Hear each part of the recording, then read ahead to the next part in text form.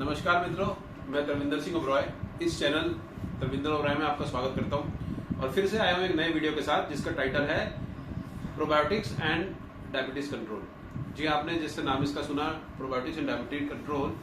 और इस टॉपिक पे हम डिस्कस करेंगे किस तरह से प्रोबायोटिक्स डायबिटीज को कंट्रोल कर सकते हैं। तो इस वीडियो की शुरुआत करते हैं।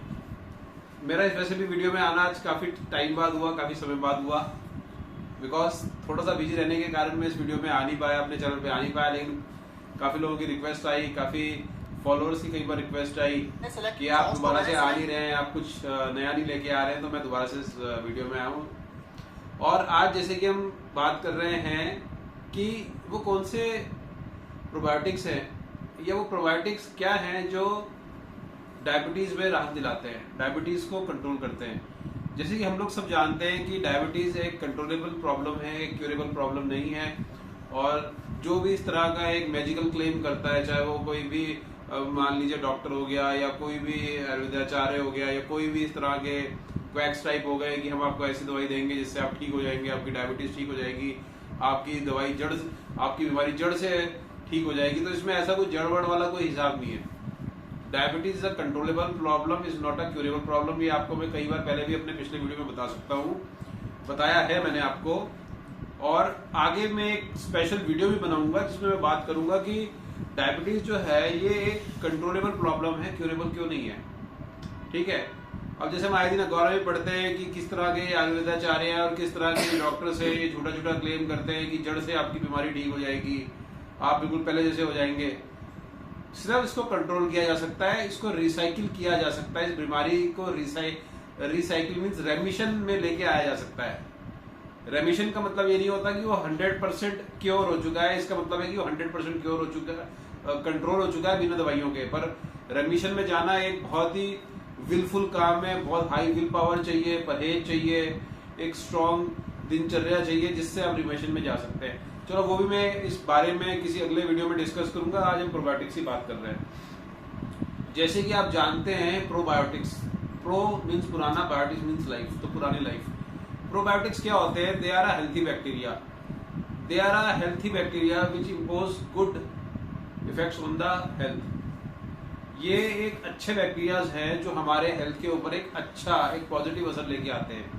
ये कोई खतरनाक बैक्टीरिया नहीं है, बिकॉज आपको पता है जितने अच्छे बैक्टीरिया है उतने बुरे बैक्टीरिया हैं। बुरे बैक्टीरिया वो है जिनसे हमें प्रॉब्लम्स होती हैं, चाहे वो कॉलरा हो, डिसेंट्री हो, ट्यूबरकुलोसिस हो, सेप्टिसीमिया हो, या कई तरह की बीमारियां हैं।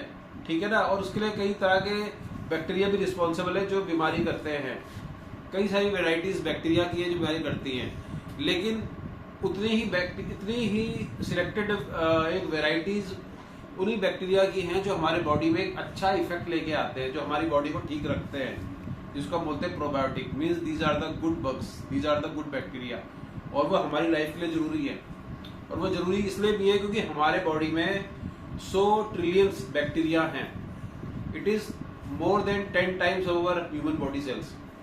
तो इससे आपको ये पता चल जाएगा कि हम किस तरह से बैक्टीरिया के साथ रह रहे हैं। हमारी आंत के अंदर 100 ट्रिलियन बैक्टीरियाज हैं। अगर उन बैक्टीरियाज की संख्या, अच्छे बैक्टीरिया की संख्या ज्यादा है तो हम स्वस्थ हैं, और अगर उन बैक्टीरिया में बुरे बैक्टीरिया की जनसंख्या ज्यादा है तो हम बीमार हो जाते हैं। ठीक है ना। मेडिकल जर्नल से तो यूं भी कहा हुआ है कि ये पूरा का पूरा एक ऑर्गन की तरह ही काम करता है, because 100 trillion bacteria, more than 1.5 kg weight, इन पूरे बैक्टीरिया का आंत के अंदर वेट 1.5 से 2.25 किलो तक है। तो मोटा मोटा कहा जाए एक तरह का ऑर्गन ही है, ऑर्गन की तरह ही काम कर रहे हैं, बिकॉज बॉडी में बहुत अच्छे इफेक्ट डालते हैं अगर हम अच्छे बैक्टीरिया की बात करें। लेकिन जब हमारे गट में बुरे बैक्टीरिया की संख्या बढ़ने लगती है, अच्छे बैक्टीरिया की संख्या घटने लगती है, तो वही तब हमारे उसमें प्रॉब्लम्स लेके आते हैं। तो आज हम इस बारे में आज थोड़ा सा थोड़ा सा हम क्विक वे में जानेंगे कि हाउ दे आर हेल्पफुल। तो जैसे कि जो बैक्टीरिया हैं, लैक्टोबैसिलस एंड बिफिडोबैक्टीरियम, ये इस तरह के बैक्टीरिया हैं जो बॉडी में एक अच्छा इफेक्ट लेके आते हैं, जो डायबिटीज को कंट्रोल करते हैं। जैसे कि हम जानते हैं कि अगर हमारे आंत के अंदर, हमारे इंटेस्टाइन के अंदर, कोलोन के अंदर अगर अच्छे बैक्टीरिया रहेंगे तो वो क्या करेगा, वो एक अच्छा इफेक्ट लेके आएगा। इसको हम बोलते हैं कॉम्पिटिटिव इनहिबिशन। अगर वो बुरे बैक्टीरिया को हटा के अच्छे बैक्टीरिया को भर लेगा तो इससे क्या होगा, बुरे बैक्टीरिया कम होते जाएंगे और अच्छे बैक्टीरिया आते जाएंगे, जिसकी वजह से क्या होगा, हमारा ग्लूकोज मेटाबॉलिज्म और हमारी मेटाबॉलिक हेल्थ बढ़िया रहेगी। ठीक है ना, क्योंकि इनका होना ही हमारे ग्लूकोज मेटाबॉलिज्म एक अच्छा इम्पैक्ट लेके आता है। देन बेसिकली हम बात करें कि हमारी बॉडी में अगर अच्छे बैक्टीरिया की संख्या बढ़ेगी, जैसे कि लैक्टोबैसिलस और बिफिडोबैक्टीरियम, तो हमारे आंत के अंदर बेसिकली क्या होगा कि इंसुलिन की सेंसिटिविटी बढ़ेगी। हम क्विक वे में क्या कर सकते हैं कि इसको जल्दी से जल्दी हम इंसुलिन को अब्सॉर्ब कर सकते हैं, रेजिस्टेंस घटेगा और जो सेंसिटिविटी है वो बढ़ेगी।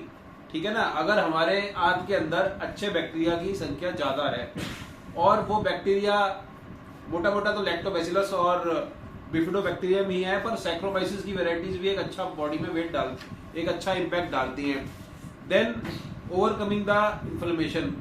डायबिटीज में क्या होता है कि हमारी बॉडी के अंदर एक लो ग्रेड इन्फ्लेमेशन होती है, और लो ग्रेड इन्फ्लेमेशन क्या करती है, बॉडी के अंदर रेजिस्टेंस को लेके आती है, जिसको हम बोलते हैं इंसुलिन रेजिस्टेंस। कोलोन में जब एक बार लो ग्रेड इन्फ्लेमेशन आ जाती है तो जिसकी वजह से हमारे अंदर, हमारी बॉडी के अंदर क्या पर्टिकुलर होता है कि इंसुलिन की सेंसिटिविटी घटती है, रेजिस्टेंस बढ़ता है। तो अच्छे बैक्टीरिया हमारे आंत के अंदर, हमारे कोलोन के अंदर क्या करते हैं कि इन्फ्लेमेशन को दूर करते हैं, लो ग्रेड इन्फ्लेमेशन को दूर करते हैं, और इन्फ्लेमेशन की वजह से हमारी सिग्नलिंग प्रॉब्लम होती है, जिसकी वजह से इंसुलिन को सिग्नल नहीं मिल पाते कि वो किस तरह से रिसेप्टर साइट्स के साथ, या जो वो साइट्स है जो शुगर को, ग्लूकोज को बॉडी के अंदर धकेलती है, वो उनको साइट्स नहीं मिल पाती, तो that creates a signalling problem. तो जब लो ग्रेड इन्फ्लेमेशन घटती है, प्रोबायोटिक्स की संख्या बढ़ती है, तो सेंसिटिविटी आती है और जो बॉडी आंत के अंदर लो ग्रेड इन्फ्लेमेशन है वो कम होती है। ठीक है। देन एक प्रभाव और जो प्रोबायोटिक्स हमारे बॉडी में डालते हैं वो ये होता है mature the dietary fibres. Dietary fibres वही होते हैं जो हम फाइबर्स खाते हैं, चाहे वो सैलेड के फॉर्म में आए, चाहे वो कई तरह के फ्रूट्स है उनके फॉर्म में आए, कई बार जो हम चोकर वगैरह जैसी चीजें हम खाते हैं, जैसे हमारी जो रोटी वगैरह हो गई, या जो हमारे और कुछ इस तरह के मैंने जो बात किया था अनाजों की कि जिनकी ग्लाइसेमिक इंडेक्स लो है, उनके अंदर भी कई तरह के फाइबर्स होते हैं। कुछ लोग फाइबर जो है पसाइलम हंस के थ्रू लेते हैं, जिसको मेसोपेगोल बोलते हैं। तो डाइट सलाद में हाई किस्म, अच्छा किस्म का फाइबर है। तो कई तरह के फाइबर जो हमारी बॉडी में आंत में आते हैं तो उसको मेच्योर करता है।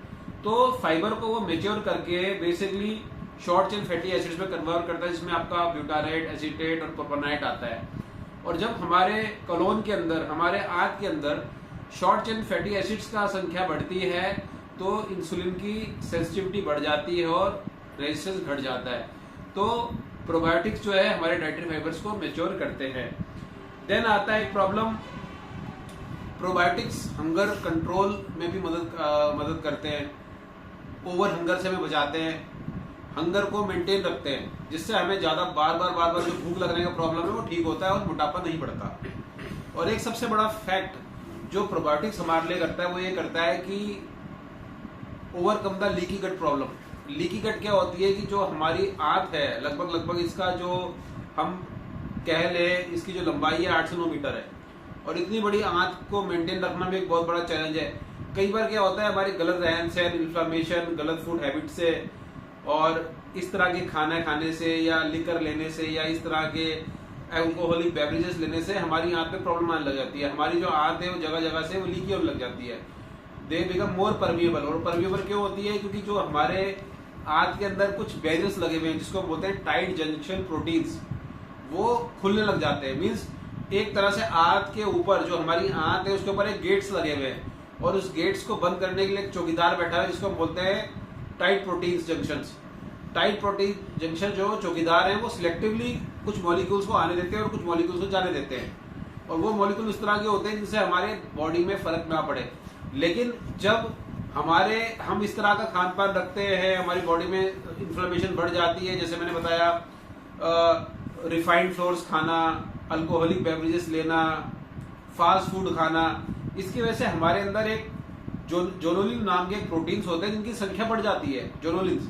और जोनुलिन्स क्या करते हैं, वो जो हमारे टाइट जंक्शन प्रोटीन्स हैं उनको खोलते हैं। उसको खोलने से क्या होता है कि जो हमारे बॉडी में, हमारी आंत में जो कुछ बड़े मॉलिक्यूल्स है, चाहे वो अनडाइजेस्टेड फूड्स है, चाहे वो कोई बैक्टीरिया है, चाहे वो कोई अमीबा है, या इस तरह का कोई टॉक्सिन है जो हमारी बॉडी में है, वो टाइट जंक्शंस क्योंकि जब लूज हो जाते हैं तो वो हमारे उसको ब्लड स्ट्रीम में खोल देते हैं, हमारी ब्लड स्ट्रीम में उसको पहुंचा देते हैं, जिसकी वजह से क्या होता है, अगेन हमारी बॉडी में हाई ग्रेड इन्फ्लेमेशन स्टार्ट हो जाती है।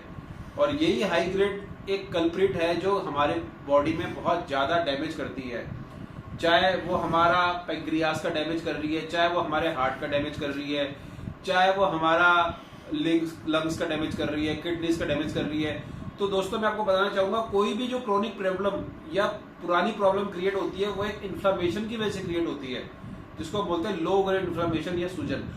वो उस तरह की सूजन नहीं जो आपको बाहर दिखाई देगी, वो उस तरह की सूजन है जो हमारे बॉडी में चलती है, जिसको बोलते हैं लो ग्रेड इन्फ्लेमेशन। और बहुत साल पहले, आज से 2000 साल पहले, एक हिपोक्रेट्स ने कहा था कि हमारी अच्छी आंत ही हमारे जीवन का आधार है। अगर आपकी आंत अच्छी है तो आप अच्छे हैं, ठीक है जी। तो जो लीकी गट है ये उसको इम्प्रूव करता है। प्रोबायोटिक्स जब लेना स्टार्ट करते हैं तो वो जोनुलिन्स की संख्या को घटा देता है, और जोनुलिन्स ही वो कल्प्रिट प्रोटीन्स हैं जो टाइट जंक्शन प्रोटीन्स को खोलते हैं, ठीक है। तो प्रोबायोटिक्स आएगा और जोनुलिन का नंबर कम होगा, प्रोबायोटिक्स आएगा जोनुलिन जाएगा, ठीक है। तो ये सीधी सी बात है। तो अब आपने इस लेक्चर में जाना कि प्रोबायोटिक्स लेने क्यों अच्छे। अच्छा, मैं आपको ये भी बता देता हूँ, जैसे मैंने आपको बताया सैक्रोमाइसिस की वैरायटी, सैक्रोमाइसिस कैरावेसी, सैक्रोमाइसिस बोनाटी, लैक्टोबैसिलस की वैरायटी, लैक्टोबैसिलस कैसी, लैक्टोबैसिलस फर्मेंटम, और भी कई सारे लैक्टोबैसिलस की वैरायटी है, बिफिडोबैक्टीरियम की वैरायटी। और इसके लिए आपको बाजार में हेल्थ सप्लीमेंट मिल जाएंगे, कुछ ब्रांडेड कंपनीज के, फार्मास्यूटिकल कंपनीज के सैशे भी आपको मिल जाएंगे, आपको टैब्स की स्ट्रिप्स भी मिल जाएंगी, जैसे कि आपका विजिलैक हो गया, इसके अलावा VSL3 हो गया, और आपका डेरोलेक नाम के कुछ सैचेट आते हैं इनके, FDC कंपनी का गेट राइट आता है। तो कई तरह के इस तरह के प्रोबायोटिक्स हैं जो आप यूज कर सकते हैं, और इनको आप चाहे तो रेगुलर यूज कर सकते हैं, इनको रोज ले सकते हैं, इसका कोई हानिकारक प्रभाव नहीं है, that is good for health. और वैसे भी आपने देखा होगा कि लोग गर्मियों में तो प्रोबायोटिक्स खाते ही हैं, उनको पता है कब हमने कुछ बाहर का खाया, कब हमने कोई स्ट्रीट फूड खाया, या हमने बाहर का पानी पिया और हमारा डाइजेशन खराब हो गया। तो ऐसे केसेस में आपने देखा है कि गर्मियों में लोगों को डिसेंट्री, डायरिया, इवन टाइफाइड तक होना स्टार्ट हो जाता है। लेकिन जो लोग रेगुलर प्रोबायोटिक्स यूज करते हैं वो इन सब बीमारियों से, इन सब परेशानियों से दूर रहते हैं। तो गर्मियों में तो लोग इसका इस्तेमाल करते ही है, हमें इसको डायबिटिक आदमी चाहे तो इसका साल भर इस्तेमाल कर सकता है, ठीक है। कुछ फर्मेंटेड फूड्स में भी प्रोबायोटिक्स होते हैं, जैसे कि दही हो गया, सोवरक्रोट हो गया, फर्मेंटेड कैबेज हो गई, फर्मेंटेड पिकल्स हो गए। लेकिन कहीं ना कहीं उसके अंदर इतना हाई अमाउंट प्रोबायोटिक्स का नहीं होता जितना कि इन सप्लीमेंट्स के अंदर, न्यूट्रास्यूटिकल्स के अंदर होता है। तो आज आपने इस वीडियो में देखा कि किस तरह से प्रोबायोटिक्स जो है एक बॉडी के अंदर अच्छा प्रभाव लेके आते हैं, एक अच्छा इफेक्ट लेके आते हैं। क्योंकि जैसे मैंने एक लास्ट वीडियो में बताया था कि we have 5 pillars of diabetes control. तो जैसे कि मैंने आपको बताया था कि that is a diet control, diet restrictions. तो कई तरह की चीजें हैं जो डायबिटीज में हमें मदद करती है। और मेरा कहना यह है कि अगर आप प्रोबायोटिक्स को भी अपने फूड में, अपनी डाइट में यूज करते हैं, एज अ सप्लीमेंट आप इसको यूज करते हैं, तो definitely it's help you in like overcome the diabetes. जो भी कह लीजिए डायबिटीज का जो वेग है, जो डायबिटीज बढ़ा हुआ आ रहा है। And secondly it helps you in getting rid of the higher sugar levels. Because सिर्फ दवाइयों में भरोसा हो जाना या दवाइयों पे ही आश्रित रहना, ये भी एक बहुत बड़ा फॉल्ट है। बिकॉज मैंने आपको पिछले लेक्चर्स में बताया था कि जितनी ज्यादा आप हाई एंड डायबिटीज की मेडिसिन यूज करते हैं उतना ही आपका पैंक्रियाज वीक होता है। बिकॉज आप कोई भी इस तरह की जो दवाई ले रहे हैं वो असल में पैंक्रियाज के ऊपर और जोर डाल रहा है कि और इंसुलिन निकले, और इंसुलिन निकले। डेफिनेटली आप किसी भी ऑर्गन पे बहुत ज्यादा जब जोर डालेंगे तो वो वीक हो जाएगा। तो इसलिए मैं आपको बताया था कि बहुत ज्यादा दवाई खाने से भी इंसुलिन हमारे ऑर्गन्स है जो वीक होने लग जाते हैं। तो मित्रों, आपको अब ये कैसा लगा वीडियो, आप इसको एक बार मुझे जरूर बताएं, और बताएं कमेंट में लिखें कि how you like this video. Thank you.